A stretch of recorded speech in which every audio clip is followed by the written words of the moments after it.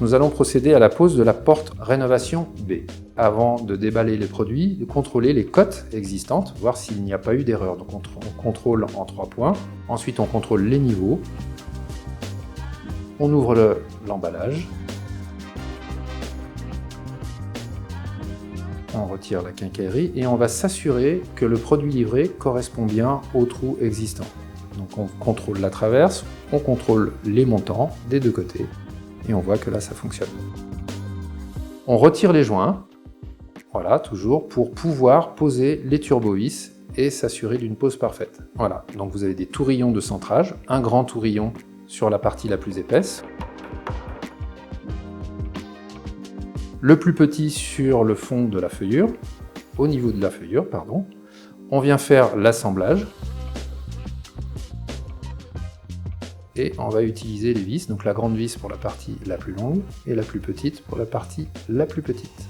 On va visser modérément pour que la traverse et le montant viennent en contact. Et ensuite on s'assure que le montant et la traverse sont bien alignés. On peut modifier les dimensions en tapant légèrement sur le montant ou sur la traverse pour respecter les codes de fabrication. On procède de la même manière côté opposé, on vient en contact et on s'assure voilà, que les montants et la traverse sont parfaitement alignés. Ensuite on va procéder à un avant-trou pour pouvoir loger la tête de vis. Vous voyez, mais on tourne à l'envers pour éviter d'attaquer trop le montant. Donc on fait tourner la visseuse à l'envers, ce qui vous permet d'obtenir un petit logement pour la tête de vis. On positionne le cadre, on vérifie les niveaux, et le cas échéant, on procède à un calage sous le pied qui va être trop bas. On recontrôle le niveau, et ensuite on procède au vissage côté charnière invisible. Vous remarquerez que la turbovis nous permet de régler au millimètre près l'alignement du cadre par rapport au niveau laser. Voilà, on contrôle les niveaux. Et ensuite on procède au réglage au millimètre près. On va procéder à la mise en place des charnières invisibles. Il y a un repère sur la charnière pour la mettre dans le ventail, donc on les met en place. Et ensuite on va les visser.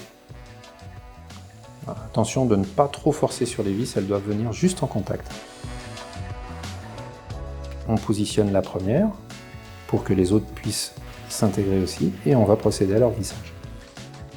Pareil, juste en contact. Le réglage du montant côté opposé pour qu'il soit parfaitement parallèle à l'ouvrant et on va procéder à la pose des habillages. Donc il faut toujours blanchir un premier côté. Une fois que c'est fait, on le positionne et on va repérer la coupe avec une chute. Voilà, donc on repère, on trace et on va pouvoir couper le montant. Ensuite, on va faire un décaissé pour pouvoir appliquer le couvre-joint contre la cloison. On procède de la même manière côté opposé.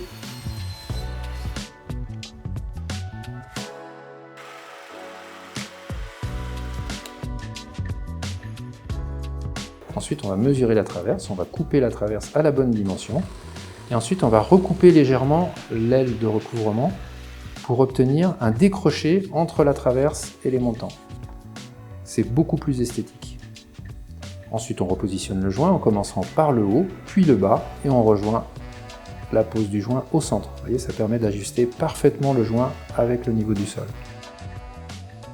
Ensuite, on prépare la mousse, on va pouvoir mousser. L'avantage de mousser, vous obtenez une meilleure tenue du cadre et vous empêchez l'air de passer, donc le bruit. On vient coller les couvre-joints en mettant un peu de colle en fond de logement et sur l'aile de recouvrement.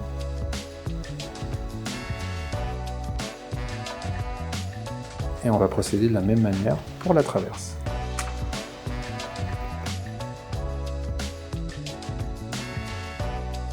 Il est possible d'ouvrir la porte soit avec la poignée, soit avec la clé. Nous sommes avec une serrure monopène, donc il n'y a qu'un seul pène qui fonctionne. Et quand vous tournez la clé, en fait, vous verrouillez le boîtier. Il suffit simplement de déverrouiller pour obtenir l'ouverture.